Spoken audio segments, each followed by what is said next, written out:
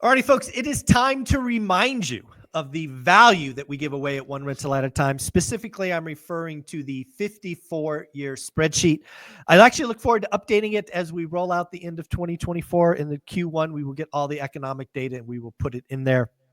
But Ty, you were showing me on your phone that you were admiring the 54-year spreadsheet and picking up some nuances. What's going on? Yeah, I just, putting a lot of thought into 2025 and what's to come. And being that we've been in such a high interest rate environment, and then you and I have talked a lot about like the 70s and 80s and, looking at patterns. And so I was looking at things like comparing what the 80s, 70s, looking at two or three things. I was looking at national sales. Mm-hmm. I was also looking at like interest rates. What were the interest rates during that period or those cycles? Yep. And then also even looking a little bit at unemployment, how important unemployment is today. So I just think, kudos to you, man. I think it's a brilliant piece of work. I've never seen anybody talk about it or have the actual data the way that you've organized it for what we do in this community with real estate. Yeah. So I just think it's an undervalued tool if people are not looking at it and thinking through patterns and even maybe shooting you questions, because that's what I'm going to do as we're doing Friday Financial Wrap Up and we're doing the Monday Hub Call. It's going to be a piece of my conversation with you going forward. I think it's a critical tool and a pattern to recognize. Yeah, again, the 54-year spreadsheet is how I've made so many right calls about the housing market. It is how I call the transaction crash, not the price crash. It is how I called, sub 4 million transactions, right? That spreadsheet is the tool, is the lens. Because again, people like to act like today is unusual, and it's not. We have a corollary. It's never going to be the same, but it'll be, it'll rhyme, right? And we've had a Fed who yanked rates higher.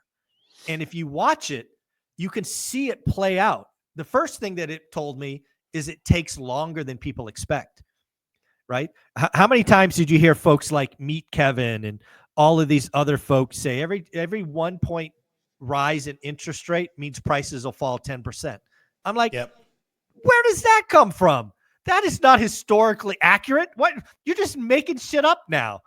It's wild that people don't look at this. Matt, have you seen the spreadsheet? I'm sure you have.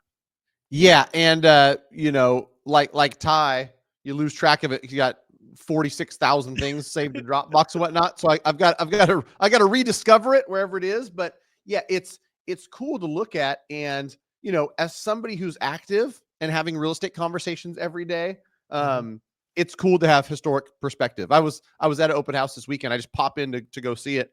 I meet one of the neighbors. We start chatting, and he's like, "Where do you live over here? Where do your boys go to school? One here, one here." And then I tell him, how long have you been in the neighborhood? When did you buy this house? And he tells me, longer than you've been alive, son. Only by 2 years though. He bought in 78, and I was born in 1980. Nice. But then, of course, he's talking about the fact that he doesn't think mortgage interest rates are high right now because when he bought, they were 8 or 9%, and then years later they went up into the teens. And so, yeah, it's cool to have that historic perspective, one for the knowledge it gives you, but then me or Ty as professionals talking to people, we can share some of that data with them and give them a better feel for, everything as a whole.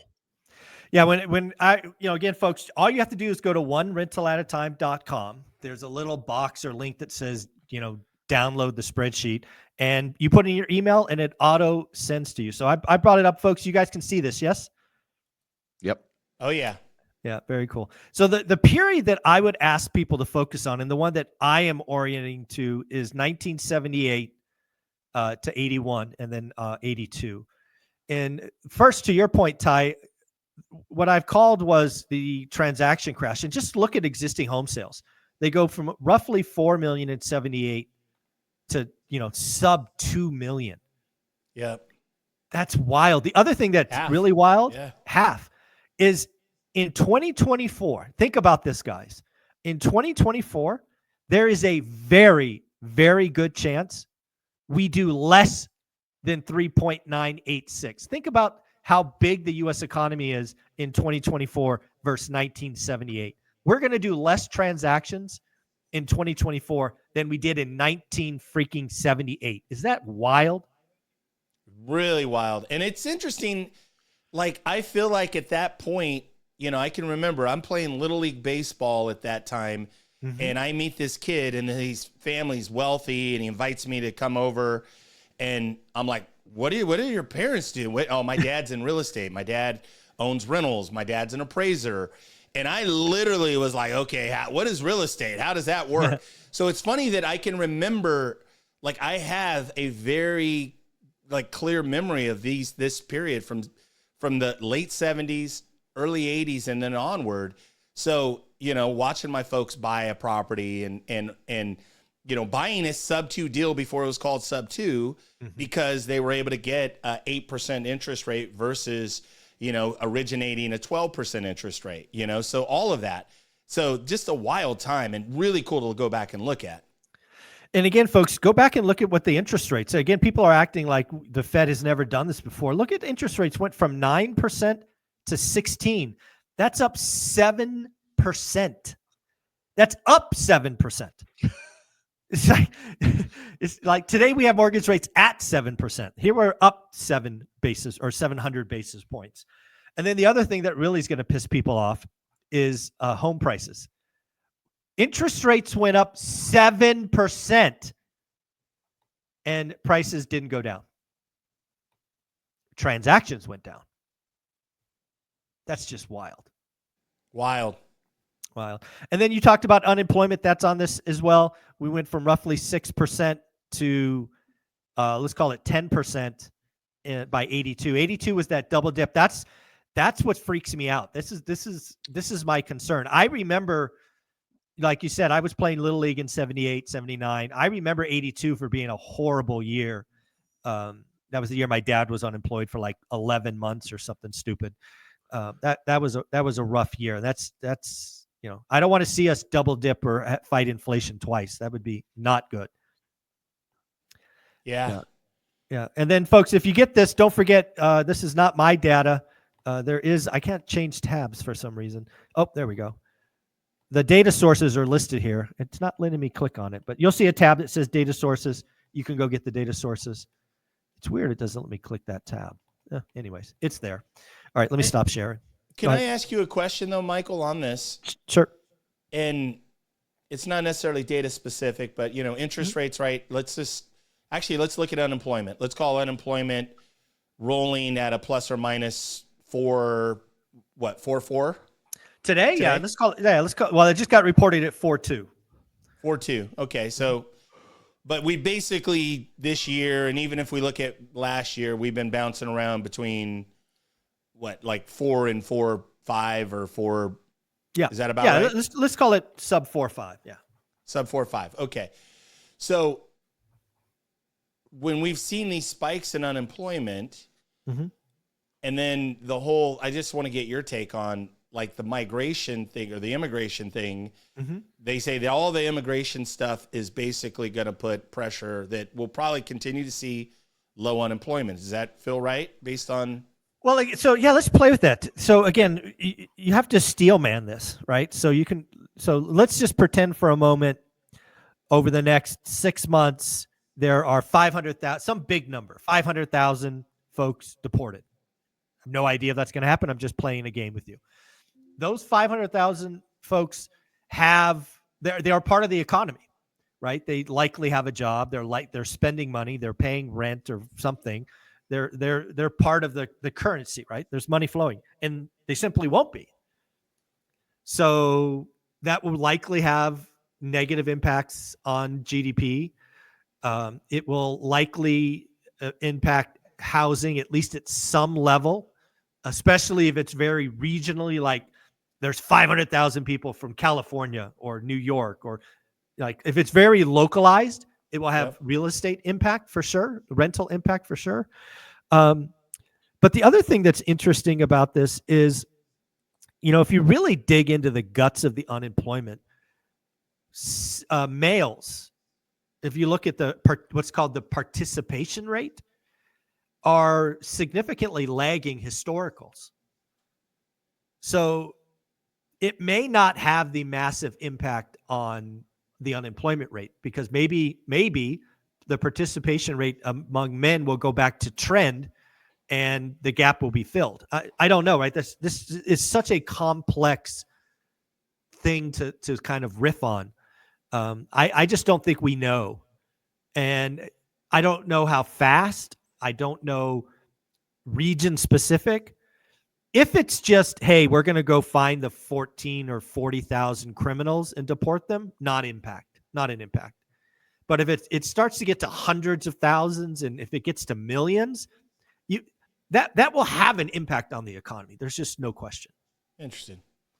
Do you think, but unemployment specifically, do you think? I think unemployment is going to be really interesting because, again, if you just play this game out, okay, you take 500,000 people out of the employment market. You then those people were doing jobs that now need to be done by someone else. How does that happen? Well, you probably have to raise wages. So you have wage growth. Okay. Right?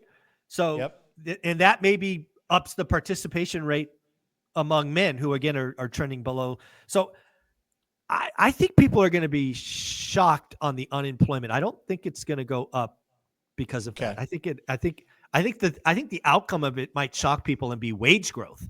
I think wage growth might be the shocking. And you've talked about that too. We haven't talked a lot about it, but you've talked about that earlier in the year, and even a lot over the last year, even in 23. Yeah, that seemed to be a big thing. The wage price spiral was a real concern.